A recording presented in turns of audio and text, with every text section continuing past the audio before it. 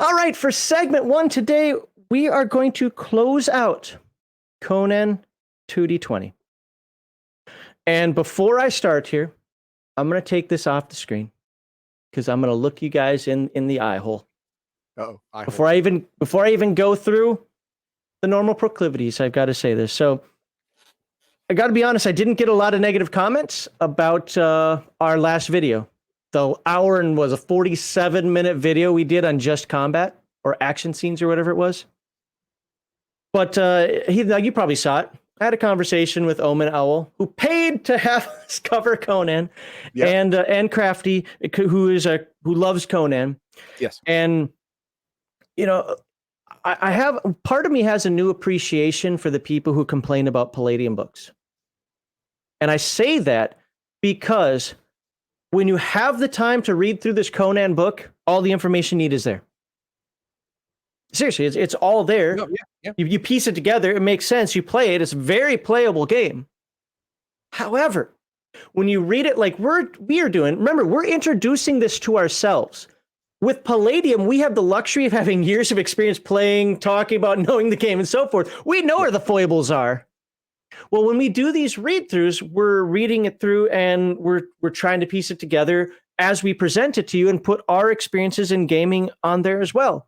And this book is horrible for the initial read-through. Yes. And I apologize to Omen Owl for saying, hey, you know what? I'm sure you wanted something better than this. But I would say, they're both gracious about it. They're like, no. We recognize that there are problems with the book. And we're looking forward to, what you had to say about it. I mean, they had a couple of disagreements, of course, but that's because they really, really like the game. And, we look at things a little differently in a couple of things, which is fine. So I just want to say, if you like it, get it. Especially get it now before you can't get it anymore. You got limited time left. Yeah, it's either through the distributor now, DriveThruRPG, or later on eBay. Yeah. So I just wanted to put that out there because, like I said, we got a couple of negative comments for our Mutant Chronicles stuff, and we actually enjoyed that. I mean, I know you didn't like the shoulder pads, but comparatively speaking, we enjoyed that. This game does what it's supposed to do, and it does it well. You just can't read it page order and think that when a concept is given to you right there, that now you've got it. And using that hour and 47-minute video as my last comment here is there are a few times when not only did Heathen Dog, but chat pulled me back into something that I wanted to skip because I knew we were going to get to it later. You never once heard me yell at Heathen Dog about that. Never heard me once yell at chat about, don't think I yelled at chat about that. And that's because I know they hadn't looked through the book, or because we were talking about there, they weren't sure if we were going to get to it in the next spot. And that's one of the reasons that expanded out to an hour and 47 minutes. However, if the book was written, everything was put kind of where it belonged, probably wouldn't have been an hour and 47 minutes. To be fair, we every time we did a Palladium book, we said at some point throughout the process, this Palladium is formatted like shit. We've said it. Yeah. Because that's the way it is. And Conan is formatted similarly. Yeah. So just reading through it, brand new off the street, is going to be rough. And that's what I'm at. That's what I'm doing. It's rough. I'm saving comments for you, except for this has to go on the screen because he's my new best friend. New best friend. I personally hate nonlinear product consumption when you're dealing with technical concepts, because role-playing games, no matter how many times people on Twitter argue with me, are supposed to be written as technical manuals like role-playing games. Yes, thank you. Thank you, Justin Thor LPs. Appreciate that. Okay, and do you want to get to the starred comments now since you already have a bunch of them, or should we wait until... Oh, we can do it now. It's fine. Okay. Crafty says, I can completely see that. Omanal and I have years of experience with 2D20.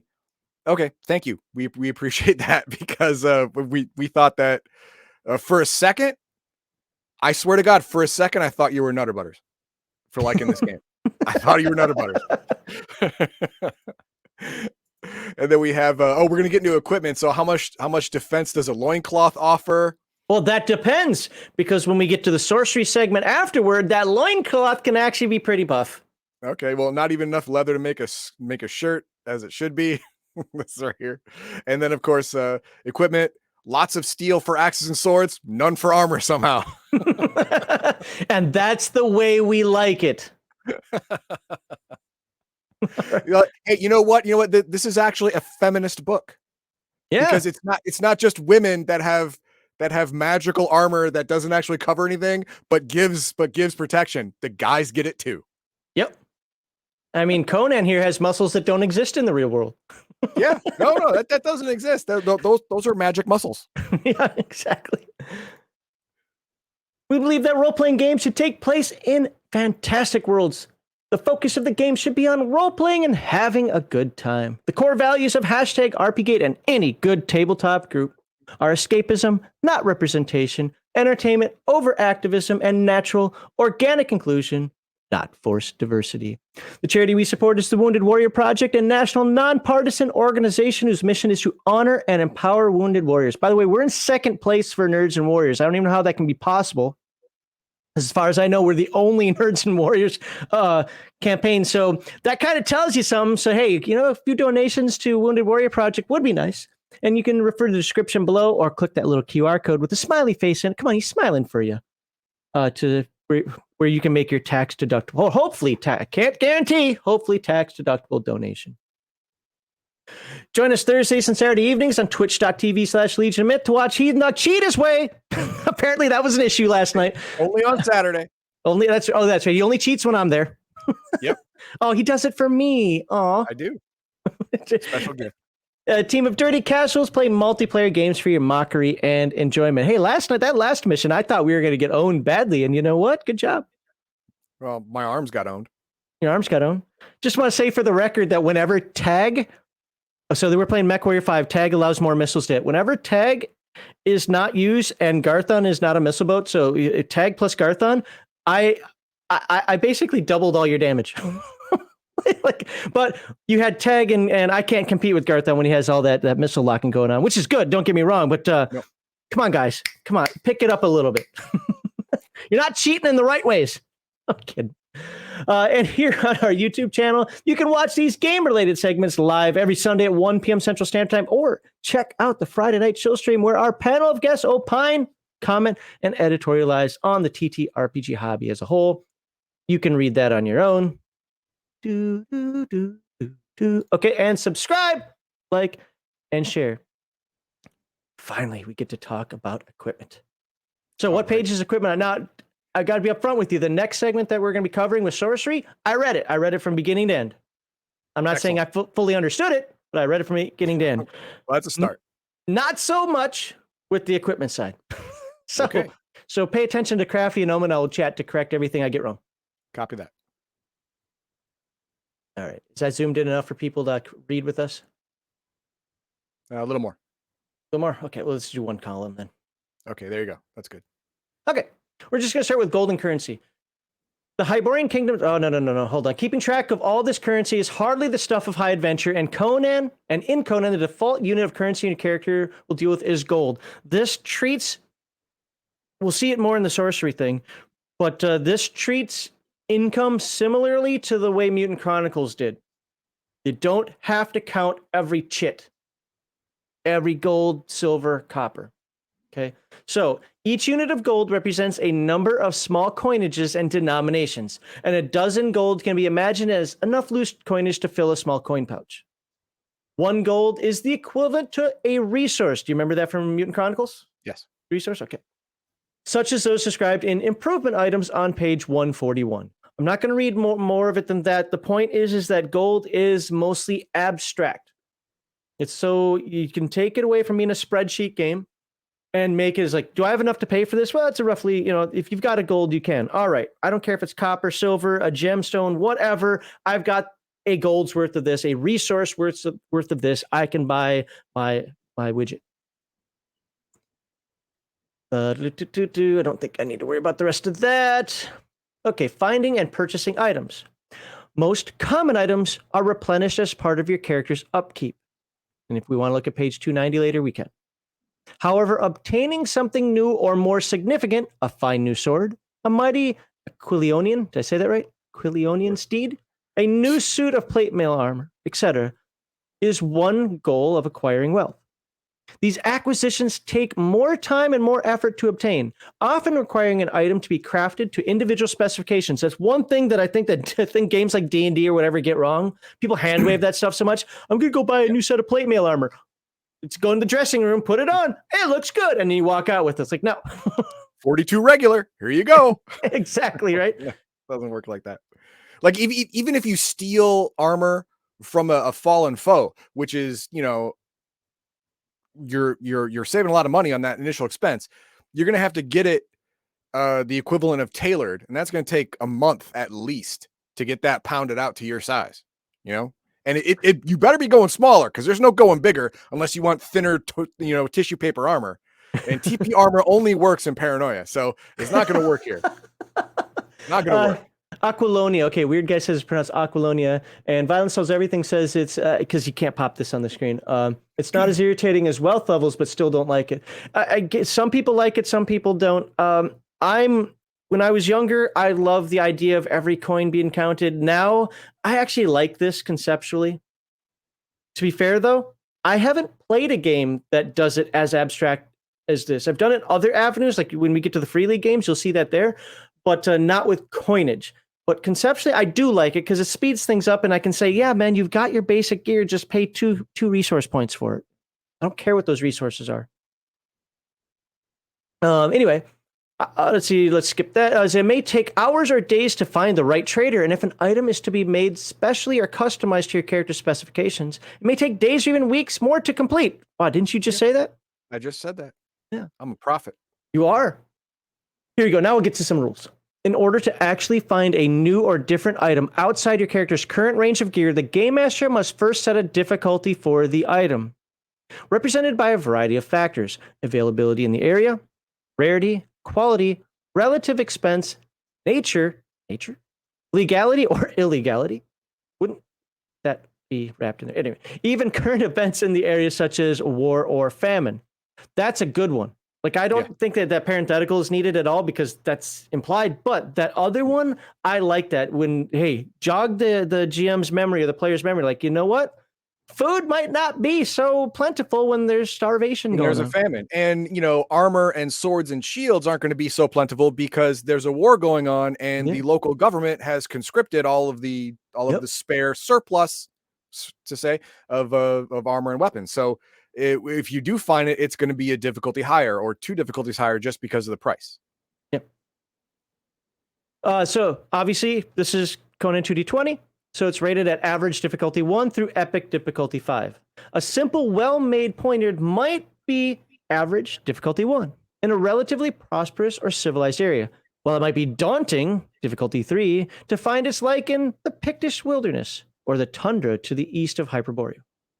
No, just go to that sword sticking out of the stone. Someone will be able to pull it out. It'll be fine. There you go. And you get the rest of it from there. Your character must make a society skill test to match or exceed the difficulty. So now you start seeing how some of those, we'll call them social skills, kick in. Oh, look, coins. Is there anything else here I want to see? Oh, gaining items by character violence. It's Conan, right? Yeah, this is how you do it. It's basically human-looking Klingons just fighting it out. Like, all right, cool. Human-looking Klingons. Kill captain, gain sword. All right. I missed that whole FASA Star Trek game in the Klingon handbook. It pretty much said kill captain, gain rank. Yep. If your character does not wish to pay for the item, we are condoning thievery and violence. Yes. Then it's up to the game. Come on. Thievery is part of life. Especially in Conan. Yeah. There was a whole movie on it. and a lot of short stories. Yeah. Then it's up to the game master to determine the conditions by which it can be stolen or taken, and what efforts would be required to get away with it, using society to pay, or thievery to steal, to find an item and then stealing it, or killing the one possessing it. Because why not put that stealing and murder? But yeah, I suppose they're like, you can't own it if he's dead. It's just killing. It's not stealing. I'm not a dick. God. Okay. Instead of buying it outright, we'll mark your character as a thief or a murderer. Again, stop being prophetic. I got to read this. In most places, untrustworthy or even to be feared. And I do like that. Games that add a mechanic like that that spread your word. Yep. The word of your deeds, especially your misdeeds. I like it when games do that. Hey, I'd rather be feared than loved. It's a lot more reliable. Okay. Honest merchants and even thieves do not like to deal with those they think will rob them. So the difficulty should be increased 1 step for any further attempts at locating and purchasing items in the area. I like that. I like that rule. Now you're going to get some players. How did they know? Well, they're not going to know if you took somebody 5 miles out, or found an unknown on the road 5 miles out, and there's nobody watching. But Yeah, chances are, think of it like a video game at that point. You know, you have to have a witness to call you a murderer, and then if you kill that witness, no one's going to know. You know, like no one's going to know. Somebody's been playing Red Dead Redemption. There you go. Difficulty should be increased. We said that for cases of theft and when violence was involved, the difficulty should be increased by 2 or more steps. Dude, you murdered somebody to take the item. Go away. I'm closing my shutters. And there's a little sidebar for opportunistic thievery that we're not going to get into. And I think we're done with thievery. Selling items. Your character can choose to sell valuable items as well. This requires a similar society test. Think of it as a haggle test, right? Yep. With a difficulty identical to that for finding the original item. Oh, I think it should be inverse. Don't you? Well, this is just for finding. Oh no, this is selling. This is selling items. Right, but so it says if something is rare, merchants really want to buy it. So it should be easier to sell something that's rare in that area. Right? I mean, that makes sense.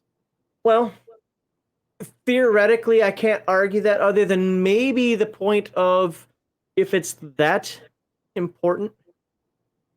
I don't know if this fits into the role. What I'm about to say, I don't know if it actually fits into the role. Well, you know what? Let's go ahead and continue. Maybe they'll have something like that here.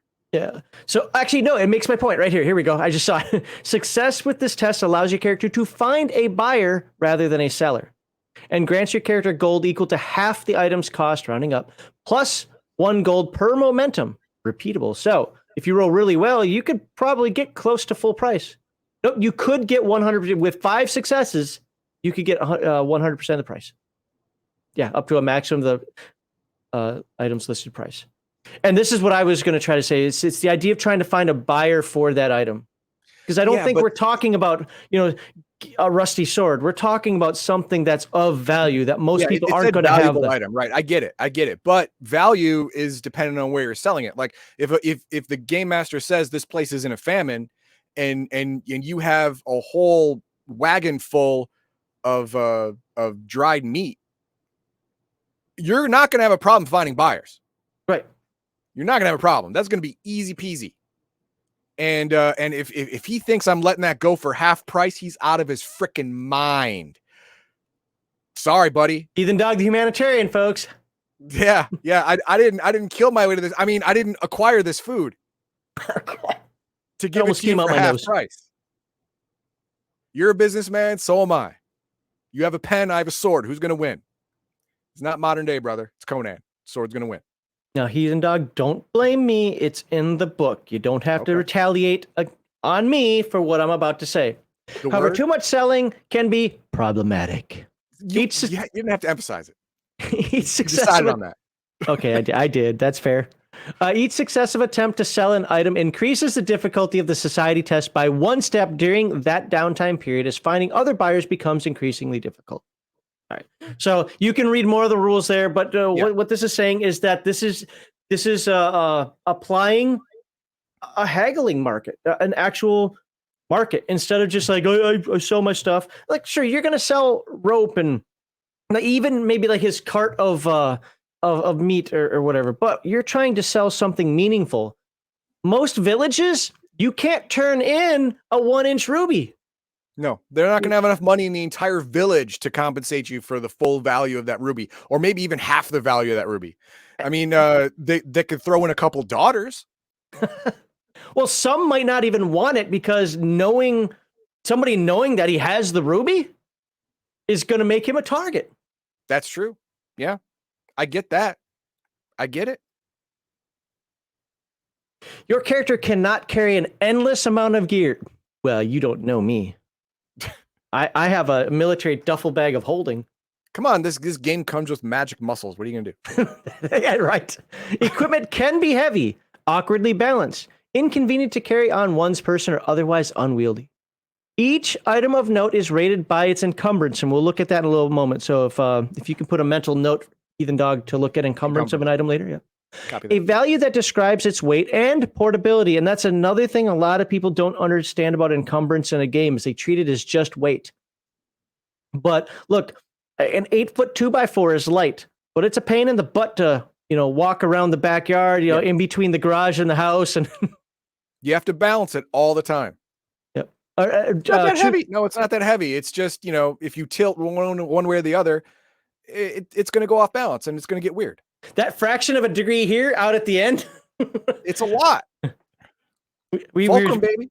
My wife and I were just putting up a ladder outside the house to get a tree branch that looked like it was going to fall on it. And I'm behind the shed in between the fence. And the ladder wasn't that heavy when I'm just carrying it. But when I had to extend it and then squeeze it back there, like bang, bang. That's encumbrance.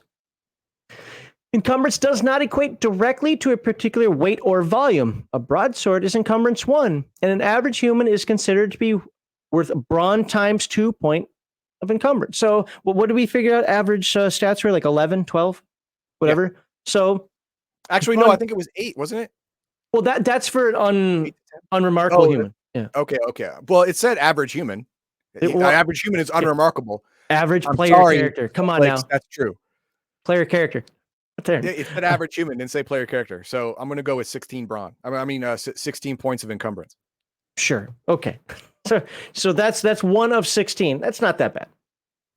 Generally, a human weighs much more than 10 broadswords, but for practical purposes, can take up just as much space or be equally awkward to carry. Yeah, I can see that. Your character can carry up to double the attribute brawn. We already got that, but now it's highlighted for you. An encumbrance with minimal effort and no inconvenience. This value brawn times 2 is your character's encumbrance. All right, so let's what happens when you get more? Accrues more fatigue in any situation where your character gains 1 or more. Okay. Encumbered character accrues more fatigue in any situation where your character gains 1 or more fatigue. A forced march for a soldier bearing a heavy pack is no small feat. That's why we practice that. Yep. And the game master can spend doom at any time to inflict fatigue on or require resistance test of. See, this is another thing. Okay, now the more doom comes up, the more it feels like this game is actually pitting the game master against the players. It's almost starting to feel personal. And I don't like that.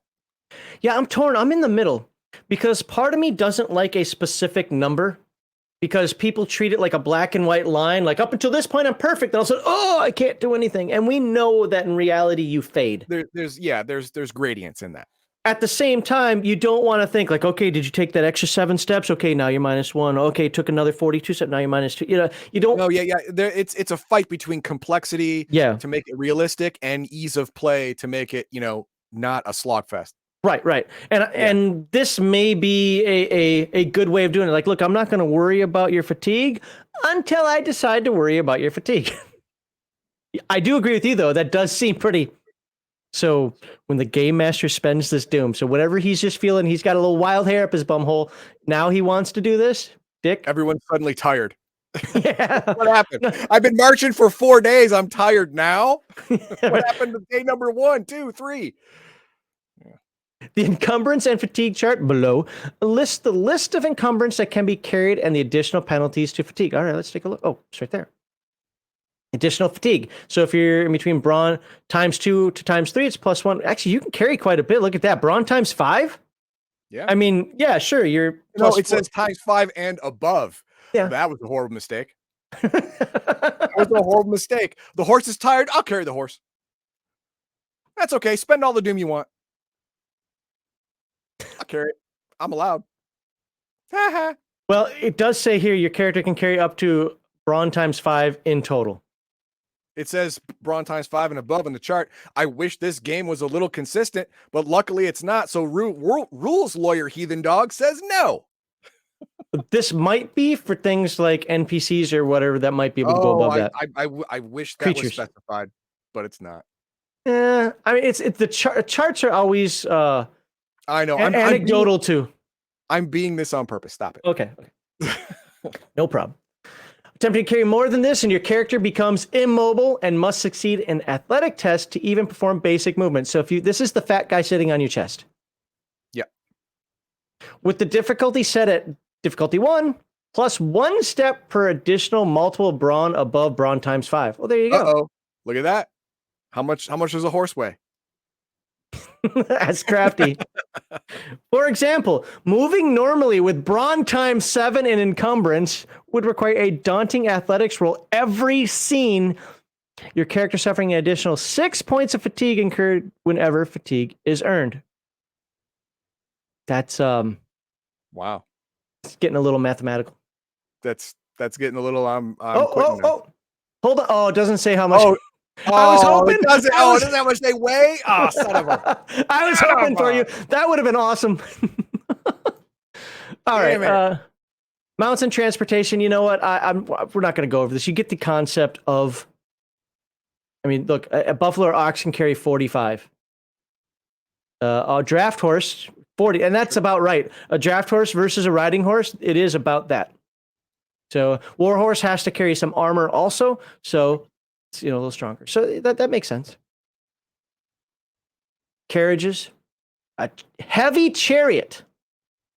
Oh no. Well, no. A heavy chariot is supposed to carry a driver and two warriors, all of them fully armored, fully weaponed, and the chariot itself is usually armored, it has spikes on it. Have you seen those Egyptians? They weren't really all that armored. Well, this isn't Egyptian. This is Conan. I'm pretty sure that it's going to be all armored up. They used all the armor for stuff, not themselves. So I get it. And then we have watercraft. Let's see. Oh yeah, boats. Long ship. It's pretty much whatever you want to put on it. Let's just say a long ship. Yeah, stowage. I'm guessing that's what the hyphen means. You can look it up. Yeah. Horses, oxes, cattle. I want to get to actual equipment now. I think we've covered the importance. Again, we probably have to do belongings, actually. You can read the rules further to figure out what's going on with equipment. So belongings are, now, I'm not putting words in Heathen Dog's mouth. I'm only saying this because he's here, but he'll probably remember this concept from the Mutant Chronicles video. So if we miss something here, we have the Mutant Chronicles videos that talk about this as well. But belongings are, broadly speaking, any items of equipment that don't fall into another category. The majority of belongings fit into one of 3 categories: items that improve your character's ability to perform certain tasks, items that allow your character to perform tasks that would otherwise be impossible, and items that exist purely for background or descriptive purposes, like my 3rd place trophy that I had in Mutant Chronicles. Improvement items. Items that improve your character's ability to perform certain tasks are commonplace. Indeed, such items are the hallmark of a character skilled in a particular specialty. In particular specialty fields. These kits allow a character to perform tests using a particular skill without a penalty, or represent tools that grant additional benefits when attempting certain types of tasks.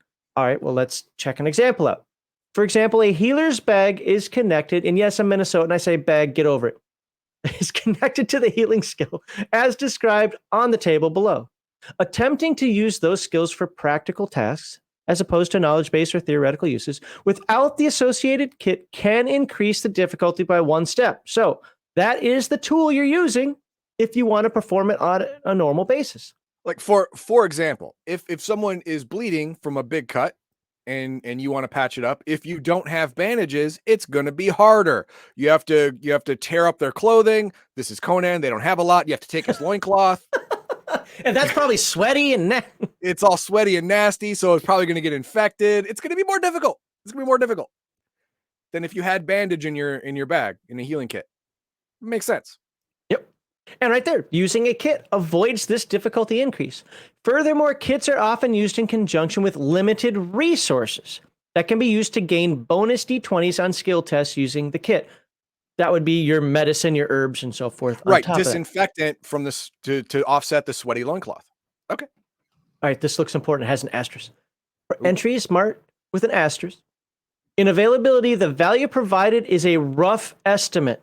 However, the Game Master is encouraged to make seeking out such libraries adventures in their own right.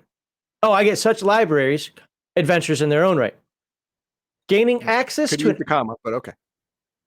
Yeah, I'm horrible with comma use, so I don't bitch about commas too much because I'm usually the one that's wrong. But yeah, I think there could have been one there too.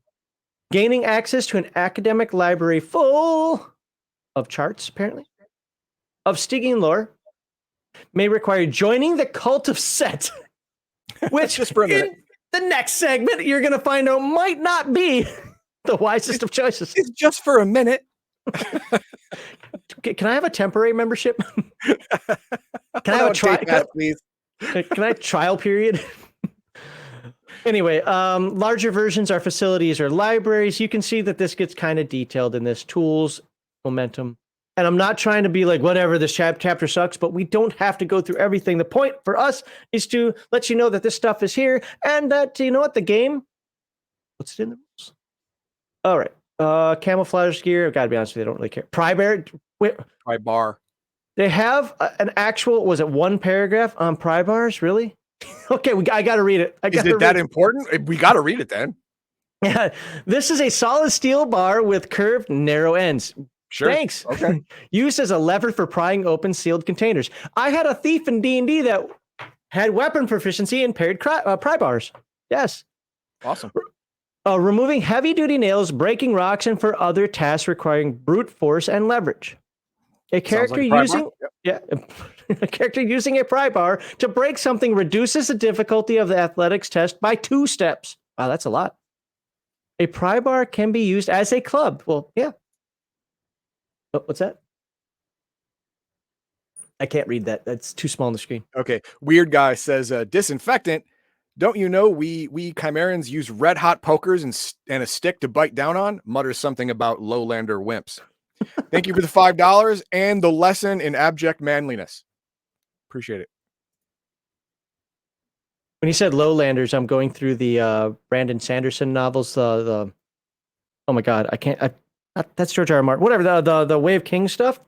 And one of the characters in there is always like saying stupid lowlanders and so forth. So I got that vision. Not a Conan vision. Sorcerer's Garb and Talismans. Oh, we'll get to that in the next section. We're going to get to that. Library, who cares? Nobody can read in Conan anyway. You don't need any reading. You don't need reading or writing or arithmetic. This is Conan. Right? Come on, man. Be like weird guy. Melee weapons are only effective against targets within reach. Okay, yeah. Well, ranged weapons are effective at greater distances, and we kind of talked about that and angrily went through the chapter talking about weapons. Yes. Okay, not angrily, disappointedly. Yes. A melee weapon has the following aspects. Okay, here they're bolded, so let's keep this in the back of our noodles also. Reach, damage, size, and quality. Well, reach we already know, right? It's a melee weapon. You just told me the reach. Close. Damage. As discussed in the section on attacks, this entry determines the weapon's basic damage before any other factors, such as a character's damage bonus, are applied. This basic damage is expressed as a number of phoenixes. Phoenix eye? It's Phoenix. Combat dice. I looked it up several times. Oh, did you? Okay. Phoenixes to be rolled upon a successful strike, such as 3 burning birds. And again, remember, those are the Conan dice. And if I had some, I'd show you, but I don't. I only have the Mutant Turtle Chronicles. doves and a woman in my bed. This is Conan. Violence solves everything, says his noodle's full. Awesome. Sorry. Well, then hang out and just listen to our voices. Gotta have someone empty your noodle. What? It's obviously got sauce in it. I'm out. Game over. It's obviously got sauce in it. What? No, I was thinking like pasta. You're dirty, man. You're dirty. You know, before we get into the rest of this, do we have any chats to look over? We got a couple. Okay. Right here. No, I'm going full max. Get those words out of there. Give me a money table. He doesn't like the abstract. He likes a spreadsheet. To be fair, a lot of I won't call them grognards, but a lot of old timers do. And look, I somewhat fall into that because I get it and I'm used to it, but I'm transitioning. Yes. Wow. Don't use that word. Okay, here we go. Crafty says, If you have a cart full of thralls and slaves, that could be useful to a small village that can repay you in food, shelter, and supplies. Yes, they may not have money, but if you have a whole cart full of slaves that'll work on their farms or rebuild their barn or whatever, that'll buy you a lot of good faith hospitality, daughters, and food. So yeah, it all depends on how you use it.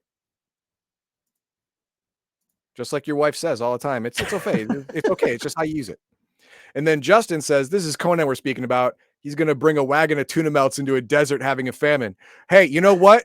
If I have a wagon of tuna melts and I can get it to a place that's in famine without them spoiling, I'm going to do it because that's going to make bank.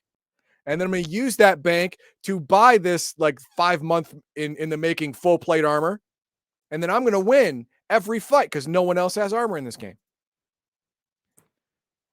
Then Crafty says, Heathen Dog, I understand the GM versus PC mentality can happen with this game, but if you all sit down and play Conan, there's an understanding that Doom momentum is part of the game. I get it. I get it. Yeah.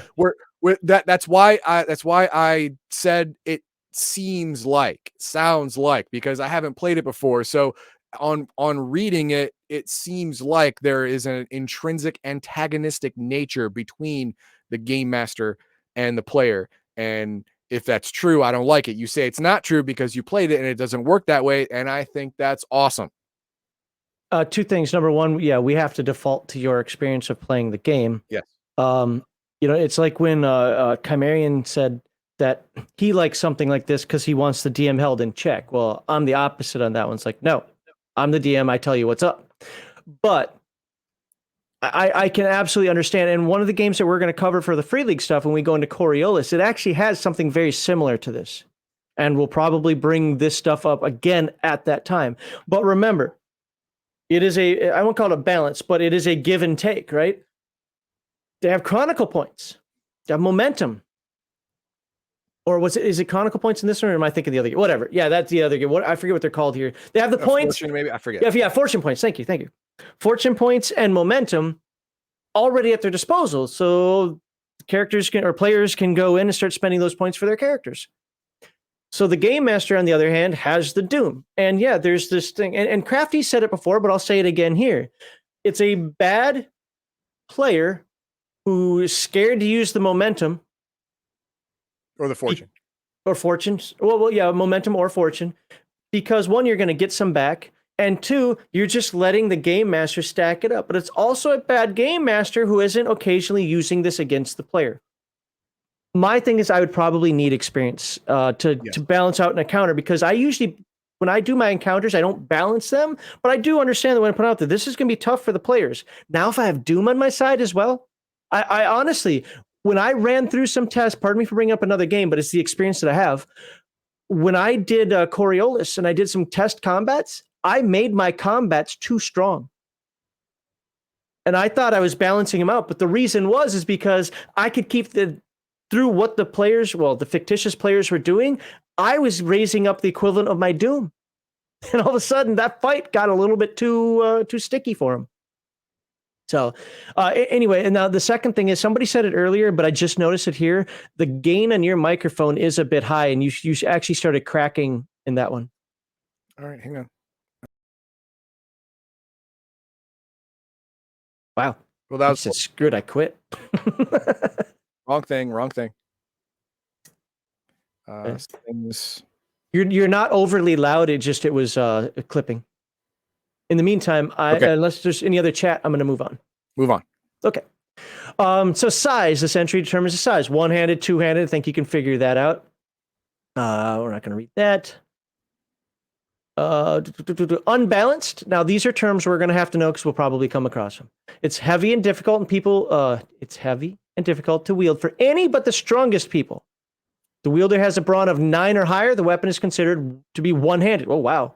If the wielder has a brawn of 8 or lower, the weapon is considered to be two-handed instead. Oh, so this is more like a bastard sword kind of thing. Yeah, but 9 that's not a lot. Not for a player character, but for a normal person. Okay, yeah. Because we already established like the average dude is an 8, right? So a 9 or higher. Okay, got it. Check. Unwieldy. This weapon is extremely bulky, cumbersome, and not particularly portable. So when we see these things later, unbalanced is kind of a meh. Unwieldy is like, whoa. So any attack made with an unwieldy weapon increases the difficulty by 2 steps. That's difficulty, folks. That's number of successes you need to hit. So this is like D1 to D3. Yeah. Just then. This is like picking up, a bent log with 2 arms and trying to hit somebody with it. Okay. I mean, and generates a complication on a 19 or 20 instead of only a 20. But these penalties can be removed by taking the brace action. So if you stand against a wall, this would be something like for kind of a long spear, Yes. One that's was used to absorb a cavalry charge. Yeah. Yeah. Fixed. Too large. It's in a fixed position. This is your scorpions. I don't know if this game has scorpions, but cannons, whatever. Yeah. Monstrous. This weapon is massive. Designed to be wielded by creatures larger than ordinary people. Okay, well then we're not gonna worry about it. Qualities. These are the special attacks or special things that it will apply against people. I want to get to the weapons because we have a whole other segment to do after this. So let's take a look at a couple of in here. I'm going to zoom out just a touch. Hopefully I can get the whole chart in there. I can. I mean, let's look at a broadsword. There we go. Reach is 2. 2. See, now I'm already. It said. Yeah. See, what is that? Go back up to reach. Go back up to reach and read it again because we apparently don't understand it. Was it even higher than that? Nope. Or crafty put into damage, size, range, all range. No, it's range weapons. No. Where's reach? Where's reach? You got range. All range of. Nope, that's not working for reach. Us. Doesn't talk about reach. That's great. It might have, we may have skipped it. We missed it. Crafty. What does reach represent? In the meantime, while he's getting ready to hopefully type that in, if he's not working right now, damage is 5 combat dice. Yep. So if you remember, the combat dice can be 1, 2, or whatever's on 5 and 6, and I forget because it's different than the Mutant Chronicles dice. 5 and 6 is one plus a special, and I think 6 is either 1 or 2 plus a special. Yeah, I don't remember, but it does include the special, right? Yes, it does include the special. Size, qualities, parrying and vicious. Yeah, parrying in this one. Reaches weapon size, a dagger would be. Yeah, but raises or lowers the difficulty of attack or reaction. Now that makes sense because if you're taking a short sword against a broadsword, the broadsword has reach for a reason. It's a better weapon. A 2-handed sword would have. I can keep somebody with a dagger at range. Yeah, right. For example, if someone has a broadsword and another person has a dagger and they're fighting, because the reach is greater on the broadsword, the guy with the dagger, instead of difficulty 1, it's going to be difficulty 2 because it's one less than the broadsword. So it's going to be harder to close the distance safely to actually hit him. And this isn't the only game that uses a mechanic like that. So I get it. I just didn't realize what that was doing there. So the broadsword is unbalanced. So you need if you do it one-handed, you need a 9 or higher brawn, but 2-handed is fine with 8 or less. Yep.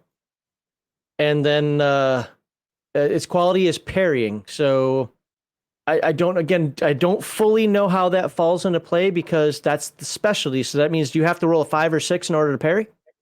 Or is that a declaration? I think we're going to find out later on when it tells us qualities. Fair enough. Or when, because we'll look at that sword in just a moment. Or when Crafty puts in chat, because he'll do that.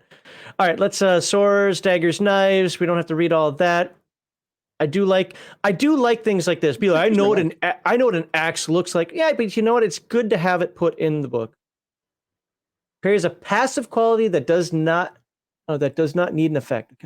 Okay. Well, hopefully it'll tell us the definition of parrying up here, because I don't remember it from combat. Look at all those weapons, armor, shields. So I haven't seen any armor yet. Nope, no armor, just shields. There's no armor here. It's all loincloths and scantily clad women protecting your legs. That's pretty much it. I do want to look these two up. So like the arbalest has qualities of unforgiving and vicious. So let's find out what those are also. Love to. Area, backlash, fine. Okay, so cavalry. Oh, here we are. Fragile, grappling. Hidden, parrying, persistent. Parrying. Oh, parrying. Yep, you're right. Let me zoom in on that. This weapon is extremely effective at deflecting other attacks. Okay, makes sense. Sure. When wielding one or more weapons with this quality, the doom cost of making a defend or protect reaction with the parry skill is reduced by 1. Oh, yeah. It's a reaction thing. And normally when you take a reaction, you give the game master a doom point. And then if you do a reaction again, you give him 2 doom points, then 3, then 4. So if you have a weapon that's parrying 4, you can parry reaction 4 times in a round without giving the game master anything. So does this also work on the flip side where the game master doesn't have to spend doom to parry? If his NPCs have a broadsword with parrying. Yeah, right. Yeah, with this that's all right. Let's what did I say? But Vicious but hang on, it didn't have an X after it, which means it probably doesn't have a number scheme. So it could be only parrying is considered parrying 1 only. Parrying skills reduced by 1. Yeah. So you just reduce it by 1. So the first one's free. The next one only gives the game master 1 doom point instead of 2, and so on. Okay. Crafty says you can, if you have a parry sword and a shield, you can do it twice for free. Oh, sweet. Unforgiving. There it is. And vicious. Unforgiving. If the target of this attack was affected by an exploit action immediately before this attack was made, then this attack gains the intense vicious qualities. But what if it already had vicious? Well, all right, whatever. Let's move on. We'll have to look at what intense is now because I want to see what that gun does. An attack with this quality inflicts X additional damage for each effect roll. Oh, so if you get the effect dice even before momentum, you're doing more damage. Wow, okay, that's cool. I like that. And it had vicious and unforgiving, which means you can get vicious twice. And intense. These attacks are designed to inflict massive harm on a target. Right, we can kind of figure that out. Incapacitating them far more swiftly. If an intense attack inflicts 1 or more harms upon the target, which we talked about last week, then it inflicts 1 additional harm. Oh, Jesus. Wow. Okay, that's rough. All right. Yeah. I bet you that weapon isn't just handed out like candy. No, probably not. Okay, here's your armor. Yeah, it's probably garbage. And we talked about soak last week. Remember, cover is either 2 or 4 soak, right? Yep. And the armor looks clothing. I've never ever seen someone wearing that much clothes in any Conan thing. Whatever. This is Puritan Conan? I don't think so. Puritan Conan. Well, you might see the NPCs wearing this because then you know they're bad guys. Oh, there you go. There you go. Good guys don't wear armor because they don't need it. They have plot. All right. Fair enough. Plot armor is invisible and undefeatable. Okay, we'll go through this quickly. Heavy clothing, armor soak of 1. That makes sense. Only torso and arms. And then there's heavy clothing trousers that gives legs. Also a soak of 1, but only on legs. Light armor. And if you look at the character sheet, it's broken down by location. Yes, it's broken out by location. Yes. So what is a very heavy armor? Is that the highest? Okay, yeah, very heavy armor is the highest. Oh, full plate, whatever. Soak of 4. Which is pretty darn good. Yeah. Of course, that's going to be heavy. What's the weight on that? Which one's weight? Encumbrance, last one. 7. 7. That's not as much as I thought it would be. For full plate armor, all 7. Okay. All right. I mean, even an average guy, he's still under half, right? Well, yeah, because of that doubling. No, he's still just over half. Sorry, he's just over half. But then you have your sword. And you have you'll have a smaller sword, to be fair, but you'll last longer. You'll be able to use it more. And a shield. Nah, who needs a shield? You got full plate armor. Shut the hell up, you whiny bastard. There you go. I want God to give me a force field too. Shut up. All right, the Bob rule. Heathen Doug knows what I'm talking about when I say that. Most armor types include several layers and incorporate a variety of different materials in their construction. Okay. Yeah. Got it. Metal plates overlapping smaller metal plates affixed to leather.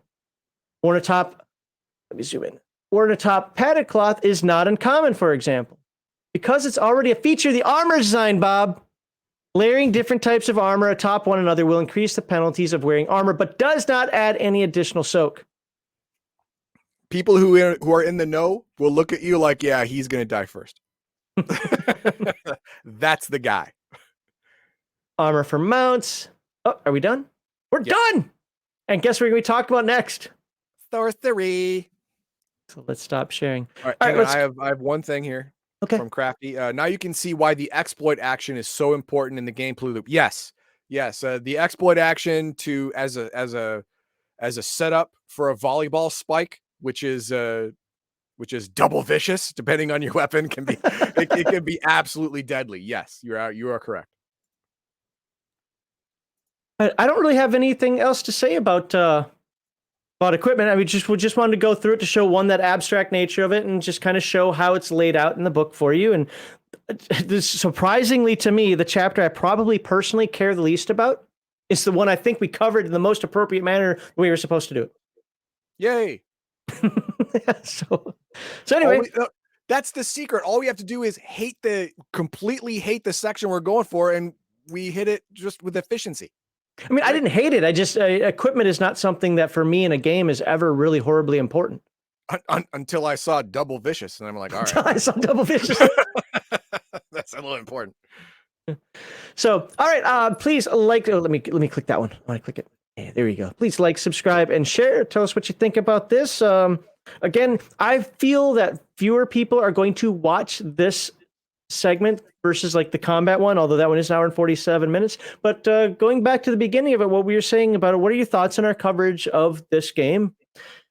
Especially since this is our last day, although there is one more video to pop in just a couple of days. Just let us know what your thoughts are on this coverage. I mean, I wasn't trying to hate on it too much. We're hating on the book, not the game, or so. Right. Any final comments you got? No, we're good.